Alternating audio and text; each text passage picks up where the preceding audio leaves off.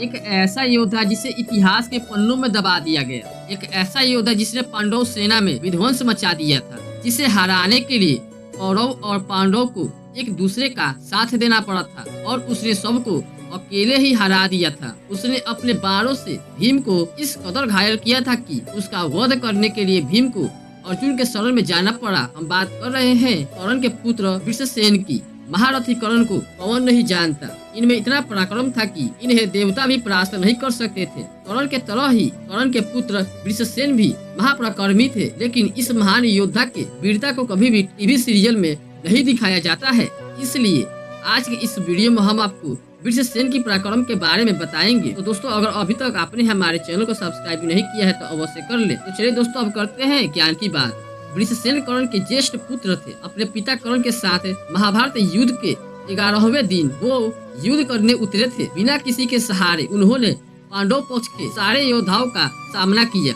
युद्ध शुरू होने से पहले जब पितामह भीष्म योद्धाओं की सूची बना रहे थे तो उन्होंने वृषसेन को एक महारथी योद्धा कहा था। जितने भी योद्धाओं को वृषसेन ने हराया उनमें सबसे पहला नाम पंचाल राज द्रुपद का आता है, जिन्हें वृषसेन ने अपने बाणों से घायल करके रणभूमि से भागने पर मजबूर कर दिया था। आपको बता दूं कि ये वही द्रुपद है जिन्हें कौरव और पांडव एक साथ मिलकर हरा पाए थे, और वृषसेन ने बहुत ही आसानी से द्रुपद को हरा दिया। इसके बाद वो अपने शक्ति से पांडव और सम्मुख योद्धाओं का विनाश करने लगे।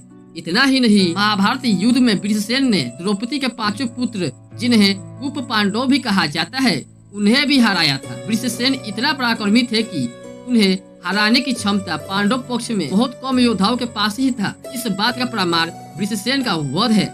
बहुत लोग कहते हैं कि कर्ण के इस शक्तिशाली पुत्र को मारने के लिए महाधनुर्धारी अर्जुन को छल का सहारा लेना पड़ा था, लेकिन बहुत लोग का मानना है कि उनका वध एकदम नियमानुसार हुआ था। चलिए जानते हैं कि कैसे हुआ था उनका वध। ये बात महाभारत युद्ध के 17वें दिन की है, जब वृषसेन महापराक्रम के साथ युद्ध कर रहे थे। वृषसेन और नकुल के बीच एक महाभयंकर युद्ध चल रहा था। उस युद्ध में वीर वृषसेन नकुल का धनुष काट दिया था। तब नकुल एक तलवार उठाकर बड़े ही तेजी से वृषसेन की तरफ दौड़े। तब वृषसेन ने अपने तीरों से नकुल के तलवार को ही काट दिया। इस कदर बहुत ही आसानी से वृषसेन ने नकुल को परास्त कर दिया। तब नकुल अर्जुन के सामने ही तुरंत भागकर भीम की रथ पर चढ़ गए। ये देखकर वृषसेन बहुत क्रोधित हो उठे और अपने बाणों से नकुल और भीमसेन को घायल कर दिया। इसके बाद वृषसेन नकुल और भीम के सारे अस्त्र शस्त्र काट दिए। वृषसेन के पराक्रम के आगे महाबली भीम भी टिक नहीं पाए। वो अर्जुन के पास मदद के लिए गए। भीम ने अर्जुन से कहा, देखो अर्जुन, नकुल वृषसेन की बाणों से बहुत घायल हो चुका है। कर्ण का ये पराक्रमी पुत्र हमारी सेना का भारी विध्वंस कर रहा है। तुम उसे जल्द ही मार डालो, नहीं तो वो हमारे सेना का नामो निशान मिटा देगा। ये सुनकर अर्जुन, नकुल और शांतनु एक साथ वृषसेन को घेर लिया, और वृषसेन इतना पराक्रमी थे कि उन्होंने अकेले ही अपने बाणों से सबको घायल कर दिया। उन्होंने 3 बाणों से नकुल और 12 बाणों से श्री कृष्ण को और 3 बाणों से शांतनु को घायल कर दिया। वृषसेन ने अर्जुन को भी कई सारे बाण मारे।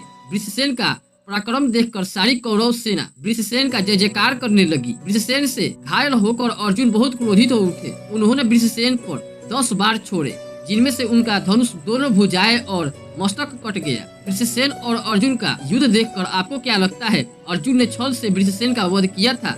कमेंट करके कमेंट सेक्शन में अवश्य बताएं। और वीडियो अच्छी लगी हो तो वीडियो को लाइक करें, चैनल को सब्सक्राइब करें, क्योंकि आपको ऐसा वीडियो हमेशा मिलता ही रहेगा। धन्यवाद।